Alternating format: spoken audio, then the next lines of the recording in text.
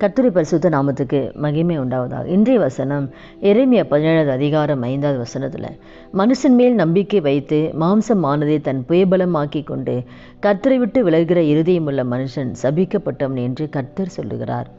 நாளுக்கிட்ட ஆண்டவர் சொல்கிற இந்த வார்த்தை என்னன்னா, மனுஷன் மேலே நம்பிக்கை வைக்காத. இந்த மனுஷனால் இது முடியும், இந்த மனுஷன் எனக்கு செய்வார், இந்த மனுஷனுக்குள்ள ஒரு நன்மை வரும், இந்த மனுஷன் மூலம் இந்த பிரச்சனை தீரும், இந்த மனுஷன் மூலம் ஒரு கடன் தீரும். இப்போ எந்த காலத்தில் மனுஷன் மேலே நம்பிக்கை வைக்காத. இவன் இதை செஞ்சுருவாங்க, என் குடும்பத்துக்கு செஞ்சுருவாங்க நம்பாத.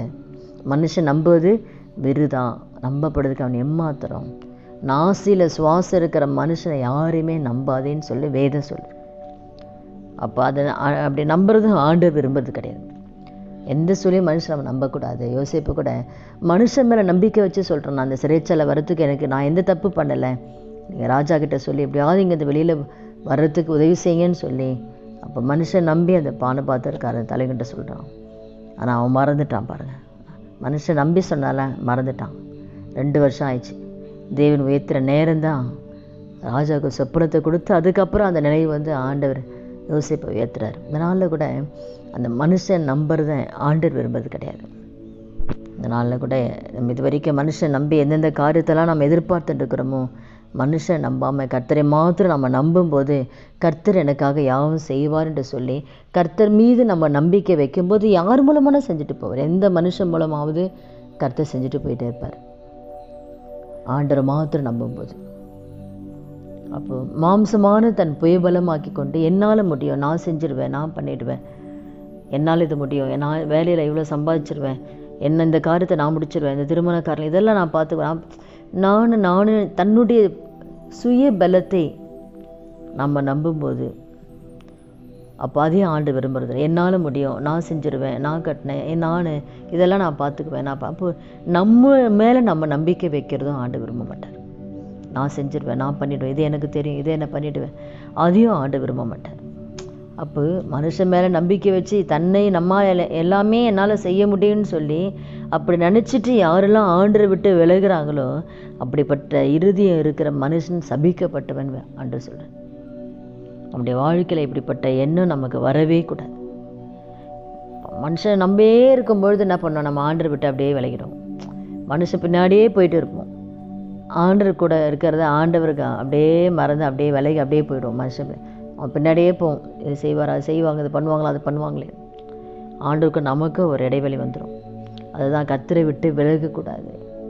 மற்றவங்களை நம்பி இல்லை நம்மளால் எல்லாம் செஞ்சிட முடியும், சாதிச்சிட முடியும்னு சொல்லி நம்மை நம்பி ஆண்டரை விட்டு யாரும் அந்த இருதயம் கூட இருக்கக்கூடாது. அந்த இருதயம் கர்த்தரை விட்டு விலகுகிற இந்த இருதயமுள்ள மனுஷன் சபிக்கப்பட்டவன். அதனால் கூட இந்த வார்த்தை கேட்குற ஒவ்வொருத்தர் வாழ்க்கையிலையும் நம்ம எந்த சொல்லுமே மனுஷன் மேலே நம்பிக்கை வைக்கக்கூடாது. அந்த ஒரு தீர்மானம் நம்ம எடுக்கலாம். எந்த சொல்லையும் ஆண்டவர், எந்த தேவைகளாக இருந்தாலும், பிள்ளைகளுடைய காரியமாக, திருமண காரியமாக, இல்லை பண தேவைகளாக, கடன் பிரச்சனை, எந்த காரியமாக இருந்தாலும் இவங்க இப்படி செஞ்சுருவாங்க, இது இப்படி பண்ணுவாங்க, இவங்க மூலம் நடக்கும். நம்ம ஆண்டோட சமூகத்தை மாத்திரம் நம்ம நோக்கி பார்க்கும்போது, அவருடைய சமூகத்தில் நம்ம விண்ணப்பிக்கும் போது அவரும் யார் மூலமானா கர்த்தர் அற்புதத்தை தேவன் செய்வார். ஆனால் நம்ம யார் நம்பணும்னா கர்த்தரை மாத்திரம் தான் நம்பணும். அவரை சார்ந்திருக்கணும், அவரை நம்பணும், அவரை எதிர்பார்க்கணும். அப்போ நம்முடைய வாழ்க்கையில் தேவன் நம்முடைய வாழ்க்கையில் எதிர்பார்க்கிற நன்மைகளை ஆண்டவர் கொடுப்பார். அதனால் நாமே தாழ்த்தி, ஆண்டவரை என்னால் முடியாதப்பா, என் சுய பலத்தால் என்னால் ஒன்றும் செய்ய முடியாது ஆண்டவரே, என் கை பிரயாசத்தால் ஒன்றும் செய்ய முடியாது, என் பலத்தால் ஒன்றும் முடியாதப்பா, உங்கள் தயவு வேணும் ஆண்டவர், உங்கள் கிருபை வேணும் ஆண்டவர். எல்லாத்தையுமே நம்ம ஆண்டவரை நம்பி ஆண்டவரை சார்ந்து இருக்கும்போது ஆண்டவர் நம்முடைய வாழ்க்கையில் தேவன் நன்மைகளை அற்புதங்களை கற்று செய்வார். அதனால் கூட இந்த வார்த்தைக்காக நம்ம ஜெபிக்கலாம். எந்த சொல்லும் நம்ம மனுஷன் மேலே நம்பிக்கை வைக்க மாட்டாண்டவரே, மனுஷன் நான் சார்ந்திருக்க மாட்டாண்டவரே, என்ன வந்தாலும் எங்களுக்கு நீங்கள் போதும் ஆண்டவரை, நீங்கள் செய்வீங்கன்னு சொல்லி கர்த்தரை மாத்திரம் நம்புவோமா? ஜெபிக்கலாமா? துதிகள் மத்தியில் வாசம் செய்கிற நல்ல தகப்பனே, இயேசுவின் நாமத்தில் நம்முடைய சமூகத்தில் வருகிறோம். இந்த வார்த்தை கேட்குற ஒவ்வொருத்தர் வாழ்க்கையிலையும் ஆண்டவரே தகப்பனே, இதுவரை நாங்கள் மனுஷன் மேலே நம்பிக்கை வைத்ததை மன்னிங்கப்பா. இந்த மனுஷன் மூலம் இந்த உதவி கிடைக்கும், அந்த உதவி கிடைக்குன்னு சொன்னாங்க. மனுஷன் நம்பி மனுஷன் சார்ந்திருந்ததை தயவாய் மன்னிக்கும்படியாக ஜெபிக்கிறேன் சப்பா. என்னால் முடியும், நான் செஞ்சிருவேன்னு சொல்லி என் சுயபலத்தை நாங்கள் சார்ந்திருந்ததையும் தயவாய் மன்னித்து ஆண்டவரேன். இனி வருகிற நாட்களை உம்மால் மாத்திரம்தான் ஆண்டு வர முடியும் ராஜா. எங்கள் கண்களுமே நோக்கி இருக்கிறதாப்பா.